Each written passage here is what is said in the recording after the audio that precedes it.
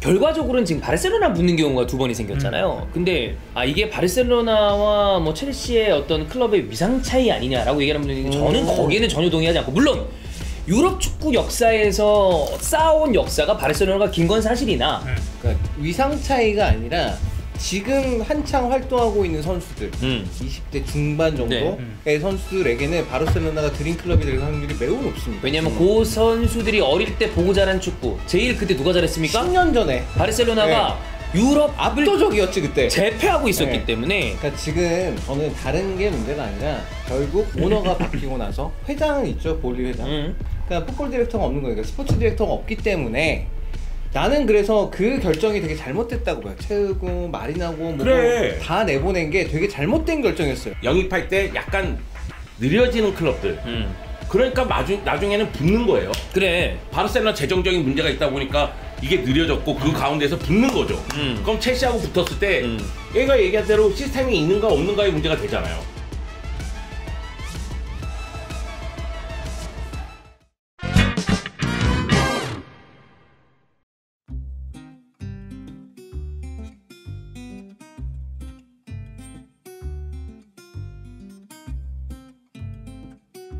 자, 오늘은 참치입니다. 네.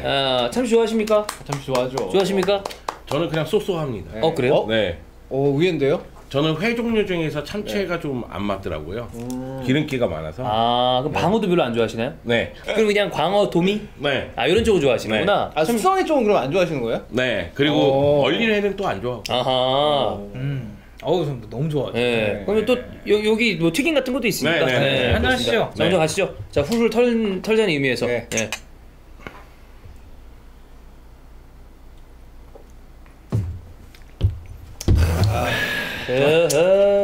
우리가 사실 처음에 이 축구 뒷담화의 어떤 모태가 되는 게 그 스타 뒷담화입니다. 근데 스타 뒷담화는 생각해보면 밖에서 찍죠. 그래서 어느 정도 조금 이게 마무리가 되고 우리가 시간적인 여유가 있다 싶으면 한번 나가시죠. 밖에 나가서 식당에서 먹는 그 느낌이 또 그대로 있잖아요. 장소 섭외만 또 되면 그치. 예전에 제가 처음에 해설위원 했을 때 네. 한 2년 정도 됐어요. 근데 누구에게 건너 들어서 제 팬이라는 거예요. 근데 잘 아시겠지만 제가 초반기에 팬이 있을 수가 없었거든요. 그렇죠. 지금 생각해도 그래요. 네. 여기서 호응을 하나?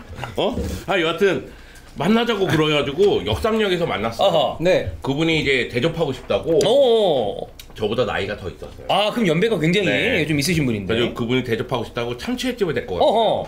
근데 저는 참치회를 별로 좋아하지 않습니다. 이렇게 얘기할 수가 없어가지고. 그렇지, 좀 애매하잖아. 사준다는데. 그지. 따라 들어갔어요. 그래가지고 참치회 먹으면서 이런저런 이야기를 나눴던 기억이 나거든요. 자, 오늘은 뭐 어쨌든 참치도 있고 어떤 얘기를 할까 하다가 지금 이적 시장에서 계속 맞붙고 있는 두 팀이 있습니다.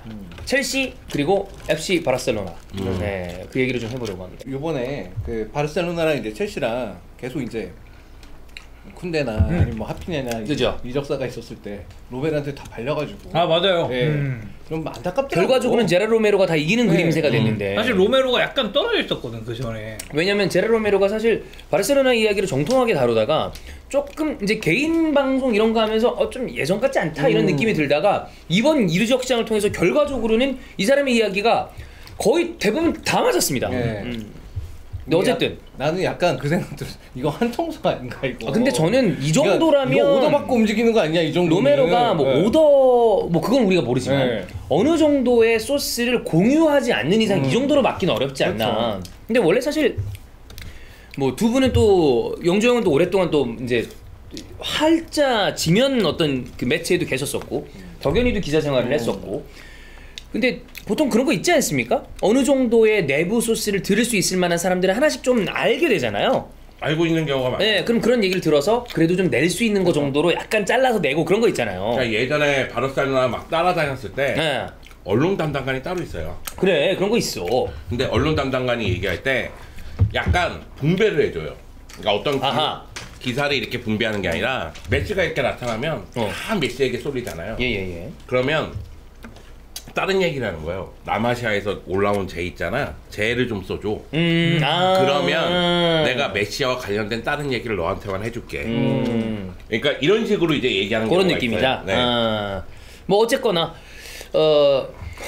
저기 내가 엄청 배고파 보여. 야 잠깐만. 야, 야 그렇게 많이 씹을 이유는 없지 않아? 네, 이거 이런 얘기를 엄청 커. 사실 이런 얘기 안 하려고 그랬는데 굉장히 귀엽게 짱구처럼 먹고 있습니다. 이제 배가 많이 고파봤나 보네. 아니, 나도 밥 안 먹었는데. 네. 많이 주세요. 네네네. 네. 자 어쨌든 첼시 얘기를 해보려고 그러는데 첼시 얘기하고 바르셀로나 얘기 넘어가겠습니다. 첼시는 저희 히든풋볼 때 지원이 형이 그런 얘기를 했었죠. 어떻게 보면 해외에서의 선수 그다음에 이런 것들을 수급하는 게 아스날 이전에 첼시도 그런 느낌이 있었다. 좀 빨랐죠. 사실 웨인 구단 느낌이 있었던 네. 구단입니다.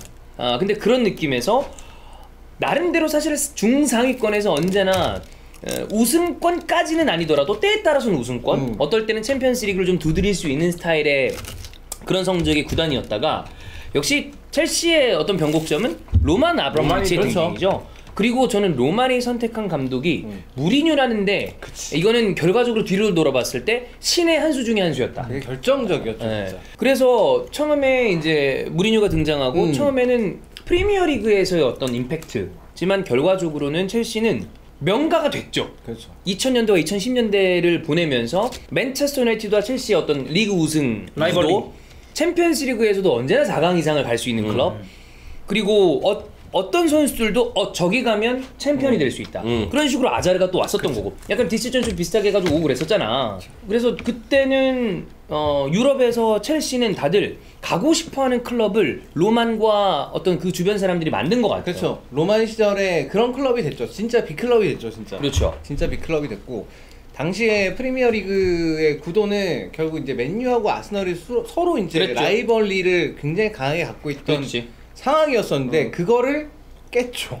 무리뉴하고 로만이. 네. 그걸 깨면서 그러면서부터 프리미어리그가 더 매력적이 된 것 같아요.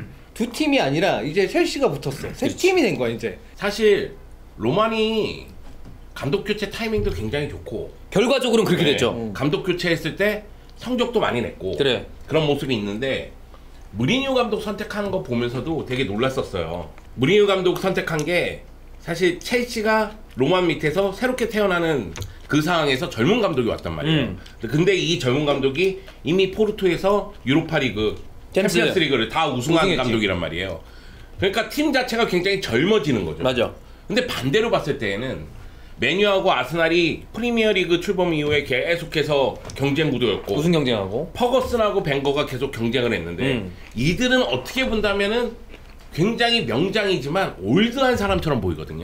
무리뉴에 비해선. 네. 사실 벵거도 그렇게 프리미어리그 온 지 아주 오래되지 않았지만 무리뉴가 너무 젊으니까. 그때는 그렇게 올드하지 않았는데. 맞아. 근데 퍼거스는 약간 이제 느낌상 오래 있었으니까 그런 느낌이 있었고 나이랑 별개로 벵거는 온 지 얼마 안 됐으나 무리뉴가 너무 신선하니까 맞아. 비교적 근데 경험이 굉장히 풍부하고 팀을 잘 만들어 놓는 라니에리 감독에서 굉장히 젊으면서도 우승 트로피를 다 챙기고 온 무리뉴로 바뀌었기 때문에 이미지 자체가 그때 첼시, 무리뉴, 젊은 패기, 도전 이런 식으로 가는 거예요. 그리고 뭔가 파란색이랑도 잘 어울려. 맞아. 푸른색이 좀 그런 느낌. 잘 어울렸어 그때 이미지가. 그리고 그게 찬호가 얘기했다시피 뭐 아스날, 맨유로 대표되는 퍼거슨, 벵거로 대표되는 이 라이벌 구도를 그 누구도 깨지는 못할 것이다. 잉글랜드 내에서는 가뿐히 깨버렸습니다. 아예 스페셜 원 얘기하면 첫 방에. 오고 나서 그냥 바로 저기 했으니까. 그 정도의 이제 존재감이 있었던 거죠. 아니 로만이 처음 샀을 때 퍼거슨 감독이 그 얘기했어요. 맨시티 때도 얘기했지만 돈으로 우승 트로피를 살 수 없다. 그런데 무리뉴가 와서 바로 우승 트로피 들어버렸거든요. 그지.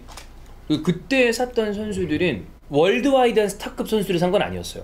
드록바도 마르세유에서 뜨긴 했으나 지금의 무슨 레반도프스키, 벤제마 이런 급은 아니었고. 그렇죠. 로벤은 우리가 생각하는 바이언의 로벤보다는 아주 어렸을 때고. 더프는 그 에인토벤 그때 그 로번 맞아요. 생각해야 돼요. 잘하긴 했지만 그래 영표형 이 형 그래. 그래 맞지? 니형 그 에인토벤 때의 로번이라고 생각해야 돼. 더프는 리그 내 상위권 자원 이런 느낌이었고 느낌상 첼시는 도전자의 입장이었는데 0405 시즌에 제가 이제 자주 하는 표현으로 딱 봤을 때 진짜 재수없다. 너무 재수없다. 상대방의 실수 한 번이면 경기를 그냥 끝내. 0405의 아스날이 좋은 팀이었어요. 그리고 공격력도 화려했습니다. 근데 이거는 이길 수가 없는 팀이야. 한 번 실수하면 끝이야. 그냥 실점하고 끝. 굉장히 단단한 팀이지. 그러니까 와 이거를 어떻게 하면 이런 식으로 축구를 하지라는 개념이었기 때문에 사실 그때 당시에는 안티사커, 안티풋볼 논란이 그때 좀 올라오기 시작했죠. 제 축구 재미없게 한다. 그러니까 그거죠, 그냥. 선수들 흑역습이다. 같이 하네 이거예요, 맞아. 그냥. 근데 어떻게 보면 같이 하는 거야, 그냥. 요즘 표현으로 극찬 아니야. 네. 근데 그렇게 쌓아가면서 첼시 이미지를 만들었고 어디 가서도 강력한 팀, 어디에서도 우승 후보인 팀으로 결국에는 무리뉴와 로만이 만들었죠. 바뀌었죠, 그렇게. 그런 팀으로 바뀌었고. 그 무리뉴 감독이 그러면서 스타성이 확 올라갔죠. 첼시 하면 생각나는 그때 당시의 선수 누구 있나요? 램파드, 네, 램파드는 뭐 당연히 얘기해야 되고. 존 테리. 제일 많이 생각나죠. 네. 체흐, 저는 드록바, 구두연센을 좀 좋아했어요. 구두연세 구두연세. 선수였어요. 그때 당시. 마케렐레, 마케렐레, 레시아 갔구나. 페레이라. 히카르도 페레이라. 포르투에서 데리고 가는 애들 잘했어. 오른쪽 페레이라 빼놓을 수 없는. 뭐 왼쪽에서든 오른쪽에서든 그 다음에 조금 뒤로 가면 뭐 그 근처에 은지탑이 있었고. 제레미 은지탑. 네. 갑자기 생각이 나네요. 그러면 미켈까지 나와야 되는 거 아닙니까? 조노비 미켈. 미켈 등지고 딱딱. 예. 첼몬이죠, 첼몬.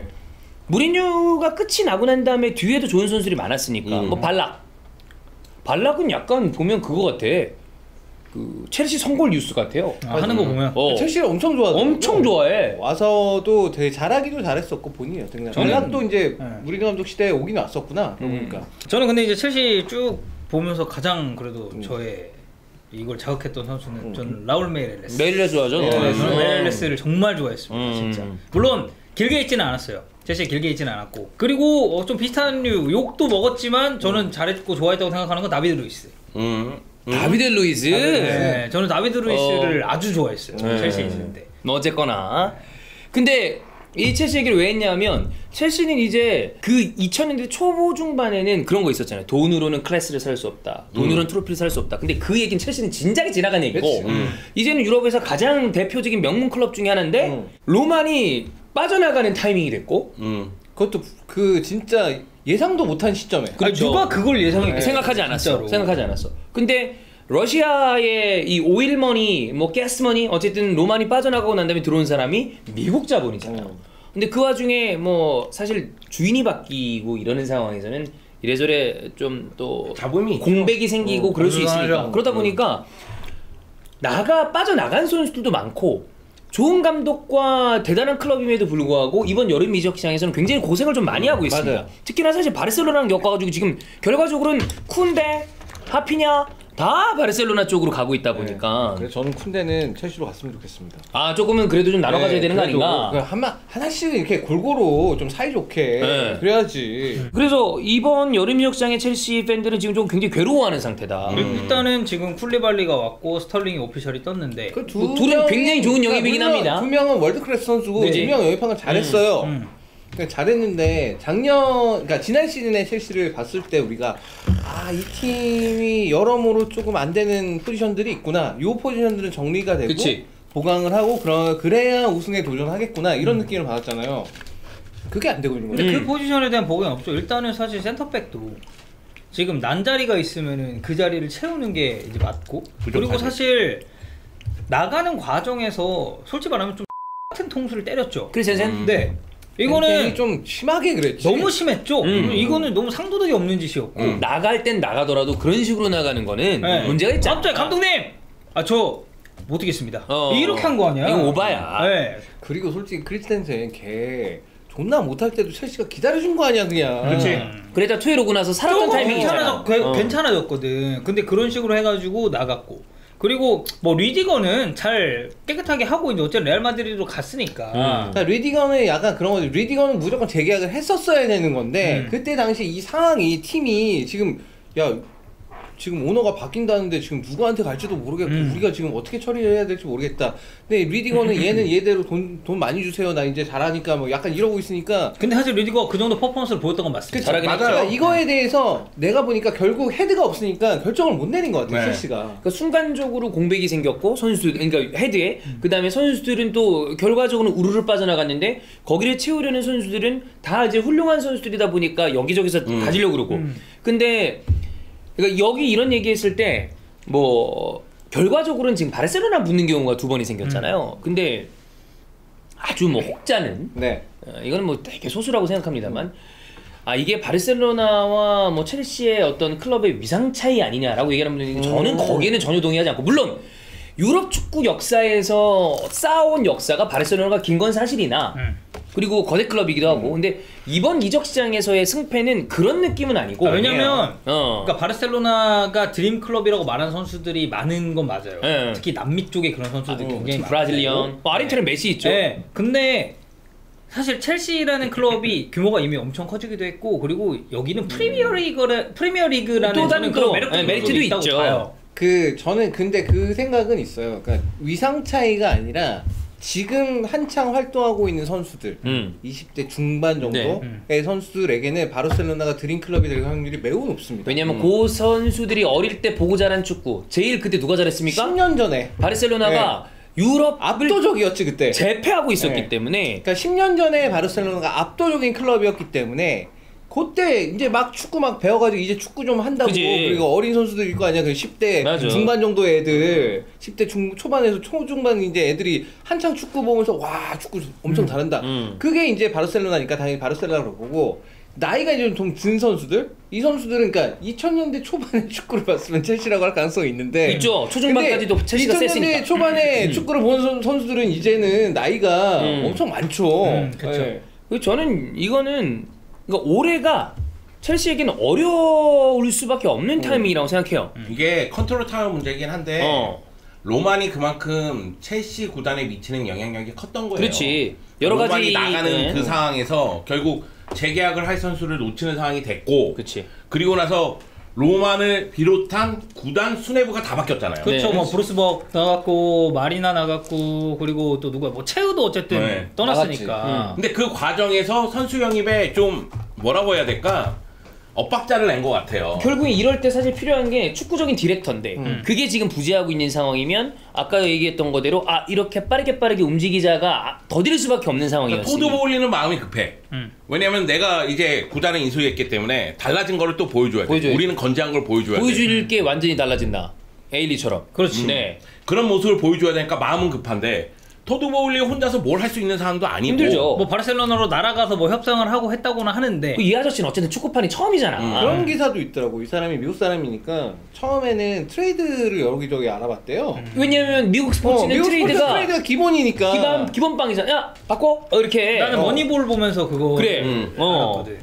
그런데 거기서 문제가 있고, 또 한 가지는 그런 문제점에 대해서 바르셀로나가 좀 다르게 접근한 것 같아요. 그러니까 뭐냐면 알레마니 단장은 실무적인 역할을 계속하고, 그리고 아까 전에 찬우가 얘기한 부분, 바르셀로나가 전성기 때 그 축구를 보고 성장한 선수들이 많거든요. 그쵸. 그 부분을 사비 감독이 접근한 거죠. 전화 통화를 통해서. 그러면서 우리 비전은 이거고 나는 너를 이렇게 쓸 거야.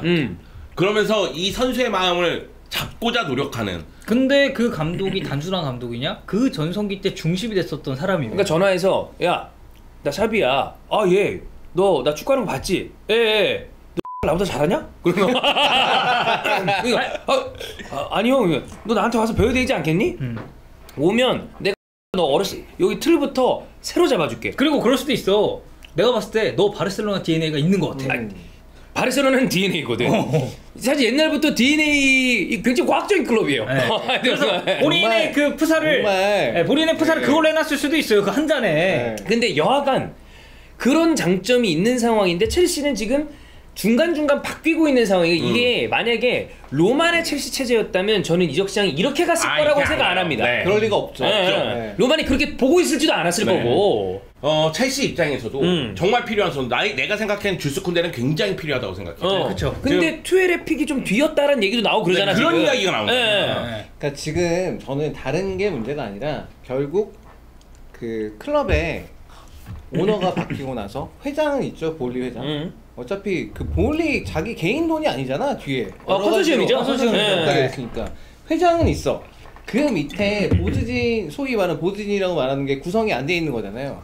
그러니까 풋볼 디렉터가 없는 거니까 스포츠 디렉터가 없기 때문에 나는 그래서 그 결정이 되게 잘못됐다고 봐요. 채우고 마린하고 뭐 다 내보낸 게 되게 잘못된 결정이었어요. 근데 이게 그러니까 내보낸 건지 아니면 본인들이 나가는 것을 잡기가 어려웠는지는 우리가 뭐 다 할 수는 없으니까. 어쨌든 간에 어떻게든 간에 그 일을 알고 있는 사람. 왜 거래를 할 때 내가 아는 사람이랑 거래를 하고 싶지 무조건 내가 그렇죠. 모르는 사람이랑 거래를 그래. 하고 싶진 않잖아요. 어. 이게 그리고 한두 푼 들어가는 것도 아니고 그렇지. 축구 선수 한 명에 진짜 싸도 한 100억, 200억이 들어가는 그 엄청난 금액이 그럼. 들어가는데 그런 금액을 두고 거래를 하는데 내가 그래도 잘 알고 신뢰가 쌓이고 그치. 물론 중간중간에 에이전트들이 뭐 다 한다고는 하지만 그래도 일을 할 때 그런 사람들이랑 실무진들이랑 그렇게 일을 하고 싶지. 그래서 노하우가 중요하고 경력이 중요한 거 맞아요. 아니야. 페레스 회장이 맨날 레알 마드리드 소위 쿨거래 잘한다는 거 그거 왜 좀 비싸게 불러도 아 알았어 살게요 그거 한다는 거에 페레스 회장은 웬만하면 다른 클럽들이랑 척지고 싶지 않아. 그렇지. 한다. 그것 때문에 지금까지 레알 마드리드를 원하는 선수들도 많고 원하는 선수들과 거래가 잘 되는 이유도 선수가 그 다음에 클럽이 페레스 회장이 얘기를 하면 되게 일단 귀 기울여 들어준다는 그렇죠. 거 그런 장점이 있기 때문에 그런 게 있다 그러지 않았어요? 결국은 회장이 바뀌는 과정에 과도기 전 과정 그 과정에서 다른 팀은 굉장히 빠르게 움직였단 말이에요. 에릭 홀란드라든가 누네스라든가 맨시티. 네 많이 빠르게 움직였는데 어. 이때는 뭔가 뭐 인수인계를 받는지 뭐를 하는지 굉장히 질척대면서 여기서 선수들 자유계약으로 풀리면서 뭔가 되지 않았고 네. 그 다음에 선수들을 본격적으로 영입할 타이밍에서 그러면 당연히 사실은 일찌감치 영입한 클럽들은 빠르게 돈 주고 빠르게 영입했으니까 되는데 자기 상황이 안 좋으니까 영입할 때 약간 느려지는 클럽들 그러니까 나중에는 붙는 거예요. 그래. 바르셀로나 재정적인 문제가 있다 보니까 이게 느려졌고 그 가운데서 붙는 거죠. 그럼 첼시하고 붙었을 때 얘가 얘기한 대로 시스템이 있는가 없는가의 문제가 되잖아요. 그러니까 근데, 제가 아까 전에 얘기한 네. 것도 그거예요. 알레마니 단장은 단장대로 가고 감독은 감독대로 가는 거예요. 이게 시스템이에요. 투트랙. 네. 그러니까 뭐냐면 그냥 감독이 전화하면 바로 온다 이게 아니라 이런 시스템을 만들어 놓고 어떻게 설득하냐 어떻게 만들어내느냐 그게 중요하잖아요. 그러니까 알레마니 단장은 구단 만나서 가격 얘기하고 뭐하고 사비 감독은 선수 어떻게 해서든 마음 돌려놓고 계약 안에 넣으려고 하고 이게 이루어진단 말이에요. 그러니까 그러면 각자의 일이 분담이 되잖아요. 네. 근데 첼시는 지금 어쩔 수 없이 그게 부재했던 요게 타이밍이고. 없는 거죠. 그러니까 첼시는 이런 게 이거는 사실 모든 구단들이 다 하죠. 감독들이 전화하는 거 무리뉴 감독도 이제 따로따로 하고. 무리뉴 감독도 이번에 디발라에 연락했죠. 그래, 연락- 본인이 직접 전화하니까 디발라가 로마는 원래 되게 후승이었는데 아. 자기 다 이제 그럼. 나가게 되니까 그러니까 이제 디발라 입장에서도 감독이 무리뉴 감독인데 전화하면은 당연히 당연하지. 가고 싶다. 그럼. 그런 생각이 들잖아요. 근데 첼시가 응. 그거는 생각해봐야 될 것 같아요. 올해가 지금 구단주의 바뀜이 있었던 해이기 때문에 지금 사실 팬들이 그것까지 다 신경 써야 돼? 라고 생각할 수도 나는 있다고 봅니다. 어떤 사람들은 이런 걸 디테일하게 봐서 그래 어쩔 수 없는 상황이었어 라고 얘기하는 분들도 있겠지만 그런 건 모르겠고 왜 이따위로 해? 얘기도 팬들은 할 수 있다고 봐. 맞아요. 자 그럼 중요한 건 어쨌든 지금까지는 성공적인 이적 시장으로 보이진 않아요. 근데 올해는 명분이 있어. 우리가 지금 생각해봐라. 사람들도 이사 가면 정신없이 한두 달을 보내는데 그치. 어쩔 수 없잖아. 그런데 지금 미국 출신의 구단주가 와서 유럽 축구의 시스템을 아직은 100% 파악하지 못한 상태에서 어수선한 게 한 시즌이면 오케이 그래 한번 그럴 수 봐줄게. 있지. 근데 내년에도 디렉터가 부재한 상태로 이적 시장에서 뭔가 딱 붙었는데 계속 어디에 밀려? 첼시가 원래 밀리는 팀이 아니었는데 그러면 팬들이 이거 뭐야? 로만 때 아니랬는데 그래. 이러면 볼멘 소리가 안 나올 수가 없다. 그럼 전임자를 계속 찾게 됩니다. 그렇죠. 그렇게 되면. 어. 근데 이거는 뭐 단순히 우리가 이제 구단주에 관련된 이야기를 하고 있지만, 그러니까 뭐 단적인 예로 제가 이제 대학 때 그런 이제 회장들이 막 있고 그럴 거 아니에요. 회장님 아니었어요? 아 그렇죠. 저희 이제 회장이었는데 그 회장을 했었던 해가 예를 들어 굉장히 잘 됐어요. 뭐 체육대회도 그 해에 막 그래. 이래 막 야, 황덕현 회장 때 열다만 애들 야 존나 잘 돼. 재밌대 막. 다 했어. 근데 만약에 그 다음 회장이 왔는데 그 정도 성과가 안 나오잖아. 김수빈 회장. 그러면 작년엔 안 그랬는데. 그래 말라와 이 얘기 한다니까요. 말라와 이거. 작년에 이렇게 안 했는데요. 이 얘기가 나와요. 그런 걸로 봤을 때 라포르타는 뭐 바르셀로나 얘기긴 합니다만 뒤에가 앞에가 아주 바르셀로나 좋아. 오히려 나을 수도 있어. 그래. 아니 그렇다니까. 아 그래. 그러니까 배짱 장사하는 거 아니에요. 애지간히 저기에도 네. 가능하거든. 아니 근데 그거예요. 사실 나는 로만 시대는 첼시 역사의 로만 시대라고 딱 남을 거라고 생각해. 무조건 남아있지. 아니, 그냥 무조건 아예 남죠. 진짜. 로만 에라라고 아, 남겠지. 맞아. 이 로만 일화라고. 시대라고 남아요. 이 얘기는 뭐냐면 토드 보울리 그 다음에 어떤 구단주가 될지 모르겠지만 이 시대를 기억할 거란 말이에요. 그럼 비교 대상은 이 시대예요. 그럼 당연히 팬들 입장에서는 눈높이는 이만큼인데 이 눈높이를 맞춰주지 못하면 비판이 나올 수밖에 없죠. 그렇지. 그리고 저는 그렇게 생각해요. 프리미어 리그는 한 시즌이 중요하다고 생각해요. 솔직히 뭐 타리그가 우승 경쟁이 치열하지 않다는 얘기는 아닌데 프리미어 리그는 좀 빡세긴 해. 좀 빡세. 사실이야. 이거 뭐냐면 자칫 잘못하면은 야 우리가 우승 후보인데 올 여름은 좀 이상하게 했어. 그래가지고 아씨 안 되겠는데 그래도 뭐 4위 정말 미끄러지면 뭐 유로파 리그 뭐 이렇게까지는 가는데 예를 들어서 지난 시즌 바르셀로나는 결국에는 초반 헤맸다 올라왔잖아. 그렇지. 근데 프리미어 리그는 자칫 잘못하면은 그냥 삐끗이면 미끄러져. 쓱 미끄러질 수가 있거든. 네. 그런 측면에서 생각했을 때는 이게 여름 한 번이라고 생각하지 말고, 그러니까 올해 뭐 선수 영입이라든가 이런 게 잘 안 됐으면 이런 부분을 통해서 시스템을 만들고 아 축구가 이런 식으로 돌아가구나 그런 부분에 대한 이해력을 높이고 그리고 나서 빨리빨리 필요한 곳에 사람들을 그렇지. 배치하려고 노력을 해놔야 되지 않을까. 이건 토드볼리 능력이 좀 필요하다고 생각을 합니다. 그러니까 어쨌든 회장이니까. 그렇지. 회장이니까 자기 아래에서 이제 구단 주고. 그 소위 말하는 구단의 이사진들, 보드들 이렇게 실무를 쭉, 담당하는. 그런 사람들을 잘 구성을 해놔야겠죠. 그것도 이제 일을 좀 잘하는 사람이 돼야겠죠. 우리가 이름을 모른다고 해서 일을 못하거나 뭐 그런 건 아니죠. 그런 아니죠. 문제니까. 아니 뭐 솔직히 어쨌건 말해서 간에, 그 마리나라는 그라노스카야. 인물을 우리가 뭐 처음부터 알았던 것도 그건 아니고. 근데 이제 유례 없는 그렇게 대단한 클럽에서 여성 이 이사진이 이 정도로 잘했던 케이스가 많지 않으니까 되게 뇌리에 깊게 박혀 있죠. 마리나가 항상 그 마리나는 특히 파는 걸 잘했어요. 아, 사는 거보다는 파는 거였어. 근데 그거 있다. 어떤 삶에 대한 이야기이기도 한데 종찬이가 또 주식을 좋아했었잖아요. 그런 거 있습니다. 얘가 이제 되게 철학적인 얘기를 남긴 바가 있어요. 철학책과 관련이 없어 보이죠. 주식의 차트를 보잖아요. 그럼 언제나 우리는 지금 현재만 봅니다. 이 이후의 차트가 어떻게 그려질지 우리는 모른다. 알 수 없지. 알 수가 없잖아. 그 얘긴 즉슨 거꾸로 뒤를 돌아보면 지금이 고점일 때가 있다는 거죠. 근데 우리는 지금이 고점인지 저점인지 알 수가 없습니다. 근데 클럽의 역사가 유럽 축구 클럽의 역사가 100년, 150년 이렇게 되잖아. 길게 그냥 넉넉하게 잡았을 때. 그런데 첼시가 그렇다는 얘기가 아니라 전 그런 생각을 가끔 해요. 아르센 벵거가 무패 우승을 했던 게 어쩌면 우리가 어떻게 지나갈지 모르는 미래의 아스날까지 합쳤을 때 클럽의 역사의 최고의 정점이었을지도 모른다. 그럴 수 있거든? 내 인생에 지금 이 순간이 정점이었을지도 몰라. 끝없이 내리막일 수도 있어. 항상 알 수 없는 거 아니야. 그러지 않기 위해서 노력을 할 뿐. 근데 아까 영정이 얘기했던 것처럼 첼시의 로만의 시대가 첼시의 시작점이었을 수도 있고 여기가 앞으로 50년 동안의 최고의 고점일 수도 있어요. 그냥 가장 찬란했던 순간이 있어요. 근데 그건 확실해. 첼시의 역사를 통틀어 봤을 때 이만큼 빛났던 순간이 뒤에는 일단 없었던 것 같고 앞에는 어떻게 될지 모르겠지만 정말 최고의 순간이었던 것은 확실하다. 예. 노팅엄 포레스트 보세요. 그래. 그렇지. 네. 그들이 그때 우리의 미래가 지금처럼 될 거라고 생각했겠냐고. 이렇게 프리미어리그 승격을 노팅엄이 돌아왔다라고 할 줄 알았냐고. 이거는 뭐 클럽의 차원, 어떤 축구의 차원이 아니라 항상 인생살이가 그렇잖아. 그렇죠. 지금 이 순간이 내 인생의 저점인지 골점인지 알 수가 없어. 저는 프리미어리그 클럽들 봤을 때 좀 이게 숨이 막힌다고 해야 되나? 내가 첼시 팬이면 아니 맨시티를 딱 봤는데 얘네는 선수도 잘 샀는데 또 잘 팔았네. 그렇지 이번에. 리버풀을 봤는데 누네스를 데리고 왔어. 연습 경기 보면서 이거 꽝이다 막 이렇게 꽝이 아니었네. 근데 그건 봐야죠 알죠. 그렇죠. 마이네이네. 그런 거 있잖아 느낌상. 그렇지.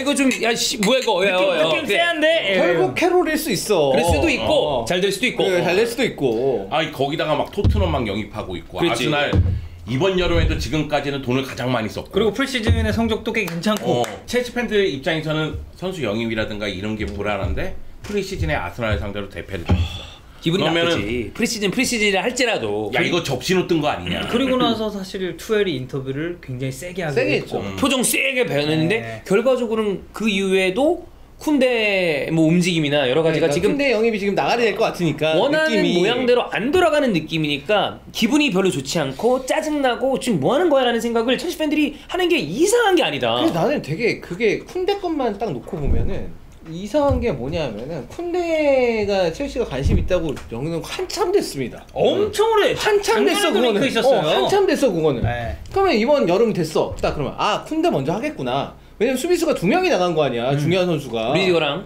2명이 나갔으니까 쿨리발리는 뭐 어쨌든 그때 링크가 나긴 했지만 뭐 어쨌든 그렇다 치더라도 그럼 쿤데 정도는 바로 영입을 하겠구나 했는데 그것도 아니야. 한참 하다가 갑자기 뭐 쿨리발리 뜨더니 또 뭐 킴펜베 뜨더니 가볍게 아케 뜨더니 이러다가 자식훈대로 온 거 아니에요. 그지. 그 중간에 한 몇 주 동안은 딴 선수들 이름이 뜨다가 근데 이제 거기서 바르셀로나가 개입을 이게 지금 했고, 정리가 이 팀이 결국 정리를 못하는 건가? 그럼 정리를 못하는 이유는 무엇인가? 그럼 위에 헤드가 없어서 헤드가 그런 바뀌었다. 건데, 공백이 헤드가 있었다. 바뀐 거 그런 건데 그러면 감독의 의견은 어쨌든 간에 물어보니까 뭐 구단이 돈이 안 되면 어쩔 수 없겠지만 감독이 원하는 선수를 가능하면 이제 맞춰주려고 노력을 하잖아요. 구단의 수뇌부라는 것들이 항상 그런데 그럼 과연 투엘 감독 생각은 뭐였을까? 이제 와서 생각이 드는 거는 그렇지. 그런 것도 생각이 많이 궁금해지는 맞아요. 대목이기도 해요. 전체적으로 투엘은 진짜로 뭘 원하는가? 그러니까 보면 아케나 킴펜베나 다 왼발 센터백이거든. 그 리디거가 왼쪽에 섰으니까 왼발 센터백을 딱 워낙 거기에요. 같긴 해요. 네, 딱 거기에. 워낙 같긴 해. 근데 쿨리발리 영입은 쿨리발리는 사실 왼쪽에 훨씬 더 많이 섰기 때문에 왼발 오른발을 떠나서 쿨리발리 영입한 거는 괜찮아. 오케이. 근데 본인이 못 믿겠다면 그럴 수 있어. 그럴 수 있는데 근데 그걸 떠나서라도 나는 쿤데 영입은 훨씬 더 빨리 됐었어야 되지 않나. 그냥 좀 결과적으로 지금 와서 봤을 때는 빠르게 땡겨버렸어야 되는데 뭐 얘기가 진짜인지 아닌지 모르겠지만 투엘 감독이 좀 후순위가 아니냐. 이거 인테리가 브레메를 놓친 거랑 비슷해요. 어떤 일을 할 때 우선순위를 정해놓잖아요. 우리가 지난 회차 때 그런 얘기 했었잖아. 네, 우선순위 정해놓고 그렇다고 해서 그 우선순위만 노리는 건 아니잖아요. 아 그렇죠. 사선책이 같이 해야 돼. 네, 같이 하되 다 할 수 있는 상황에서는 뭔가 더 집중해야 되는 상황에서는 우선순위 이거를 먼저 해야 그치, 되겠다. 이런 이게 게 먼저다. 있잖아요. 근데 내가 생각하기엔 이 두 가지 다 안 되고 있는 거야. 그러니까 이거를 제가 보기에는 올해 지금까지는 조금 좀 삐걱거리는 게 있었는데 이 이후에 시즌 시작하고 난 다음에 이거 정리를 해야 됩니다. 첼시는. 안 그러면 팬들이 그 전에 어디 동네 사람들이 운영했던 게 아니라 유럽에서 제일 찬란하게 빛났던 역사를 쓴 구단주와 그 주변 사람들이 만들었던 트로피 역사들이고 항상 첼시의 어떤 2000년대와 2010년대를 지켜보면 어떤 클럽도 공백이 있었어요.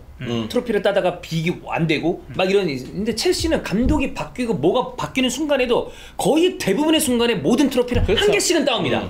그게 첼시의 가장 강력한 강점이었단 그때 말이야. 저희가 영상 정리했을 때 로만 부이며 첼시가 트로피가 하나도 없었던 시즌이 5시즌인가 6시즌밖에 잘 없는 거야 그러면. 그러니까 뭐라도 하나 가져왔다니. 그렇지. 그러니까 6시즌이나 된다는 게 더 신기하다. 네. 그러니까 나는 그 느낌도 없단 말이야. 나 한 2시즌? 한 3시즌 그 정도 그러니까 체감상 그러잖아. 그래 램파드 때 한 번 있었던 거 같고 약간 그런 느낌이잖아. 그래서 그냥 전반적으로 봤을 때 이번 이적 시장은 첼시 팬들 입장에서는 너무 답답함이 당연히 그럴 수밖에 없죠. 크고 이제 이런 상황이 좀 어떻게 빠르게 정리가 되고 가이드라인이 생기고 이러한 실수 그러니까 만약 올해 이적 시장이 좀 이런 식으로 잘 안 된 채로 끝난다면 이 과오를 다음 여름에는 절대 되풀이하지 말아야 되는 그렇죠. 게 제일 큰 숙제죠. 이게 뭐 우리가 얘기한 이런 부분들이 예상치 못한 사건 때문에 다 이루어진 거 아니겠어요? 그쵸. 너무 많이 물러날 수밖에 그렇지. 없는 누가 사건에 전쟁이 의해서. 일어나서 그렇게 러시아 나갈 줄 우크라이나가 알았겠어. 그런 상황이 될 거라고 예상을 한 사람이 누가 있어. 그 얘기는 로만도 준비가 안 되어 있었고 그랬지. 첼시라는 이 구단 자체도 준비가 안 되어 있고 너무 급작스러운 상황이었어. 팬들도 준비가 안 돼. 왜냐면 준비할 수가 없는 그래 상황이야. 어떻게 그걸 준비하나.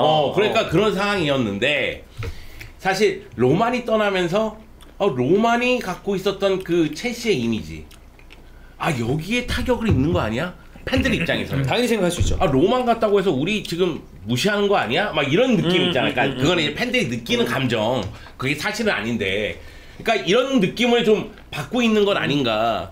그러다 보니까 나는 오히려 그런 거 있어요. 그러니까 뭐냐면 첼시가 지난 시즌에 보여준 모습을 봤을 때 잡을 선수 잡고 빠르게 리디거 재계약 빨리 하고 그리고 우리 필요한 부분 최전방 그럼 누가 있어? 빨리 움직여서 알아봐봐. 그럼 다른 유닛에 있으면 한번 경쟁해보자. 누구랑 리버풀이 한번 경쟁해보고 누구랑 경쟁해보고 이렇게 빠르게 따다다닥 움직였어야 되거든요. 이게 예를 들어서 근데 그거를 할 시기에 갑자기 전쟁이 터지면서 위에가 바뀌고 막 이러니까 이게 그냥 흘러가 버린 거예요.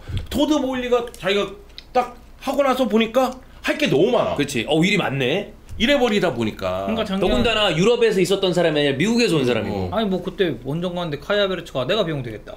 주엘 내가 버스 운전하겠다. 이러고 있는데. 이거를 뭐 팬들을 탓하는 건 아니지만 팬들 입장에 되게 답답하죠. 근데 조금만 입장 바꿔 생각을 했을 때 만약에 이런 일이 우리한테 닥쳤어. 예를 들어 우리 회사를 칩시다. 나랑 주원이 형이 갑자기 어디 날아가 버렸네. 어디 뭐 뒤졌대.